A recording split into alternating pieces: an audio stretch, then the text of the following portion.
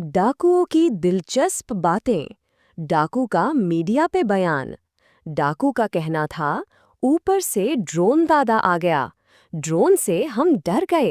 फिर हमने खुद को पुलिस के आगे सरेंडर हो गए। किरे पियो पोइ कमज़ोर थियासीं इन जॻह हथ ॾिनोसीं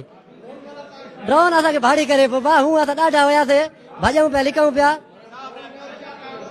न बसि हथ ई न ॾियो आहे न पुलिस भाई अचे तो असां भॼी वयूं पिया वरी वक़्तु गुज़ारियो पिया जेको मथो ॾाढो अचे किरे पियो पोइ असां हथ मथे हुयासीं वाह ड्रोन खे तव्हां ॾाढो असांजो ॾाढो आहे भाई इहो हा ड्रोन ते ॾाढो आहे हा ॾाढो आहे छा कयूं असां ॾाढो कमज़ोर